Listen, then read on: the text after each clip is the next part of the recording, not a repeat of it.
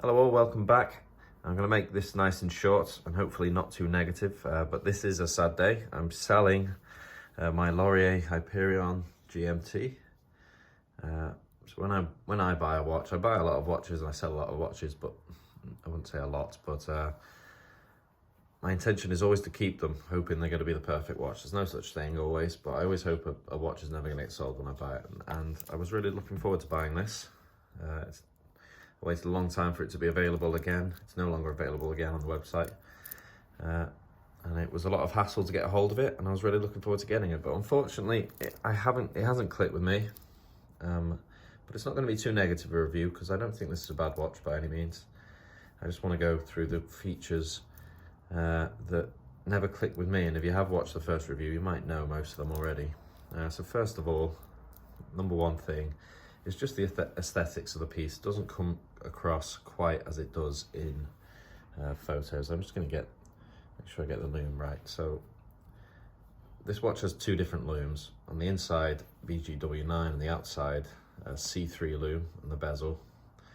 On the inner indices, it's BGW9, which means it glows blue and green, which is cool. And I liked that as part of the, I haven't seen that on many other watches. It was part of what drew me to it. But in practice, in person, that C3 is so yellowy in colour, almost greeny. It really doesn't match well, I don't think. Again, only personal taste. You're going to realise most of these negatives are subjective. It doesn't match wonderfully well with the indices inside. So that's my first thing. It's the loom. Also, the loom itself in that bezel is not great, I will say. It's not a major issue, but it's not the best loom at all. Second issue would be the colours of the bezel as well. So in photos, it comes across in all their, I'll just bring my laptop over. It's a very professional review, but as usual, I've got this open here to help me out.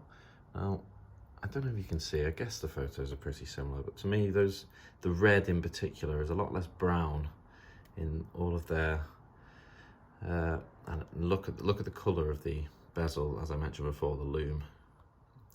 I'm trying to think of the word, production photos, you know what I mean, sales photos.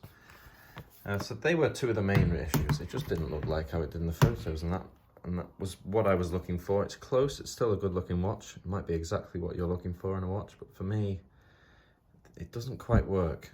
The sort of very muddish, dark browny purple bezel with the greeny yellow and then the white indices. Maybe the gilt dial version potentially could work better, just because that would warm it all up a bit, the gilt dial, but could also have the opposite effect, more colours in there. And then lastly, the last main thing that stopped me keeping hold of this watch was the Bezel Action, which is very difficult to grip. It's loosened up a lot since I've owned it, I've got to say. So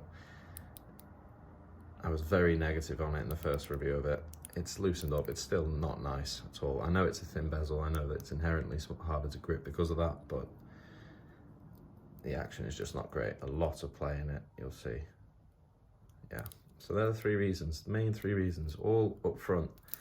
I will also say it's a nice and thin watch. I like smaller watches, I like thinner watches. It's 39mm, I think it's 8.7 without the crystal and then 10.7 with the crystal.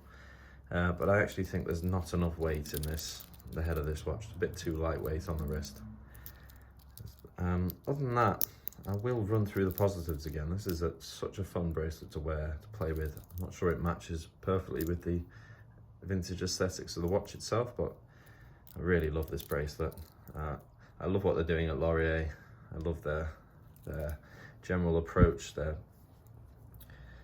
core message, design message, but yeah, this watch just didn't, for me, quite hit the mark, and that's why it's getting sold, so it's a sad day. So I'll show you it getting put back in the box for the last time. There's the very nice message you get from Lauren and Lorenzo when you purchase one of these. Very simple box, but I like a fancy box, but I also could care less. And there she goes, off into the world. So what that does mean is I've got funds for a new one. Happy days. Thanks for watching. Bye.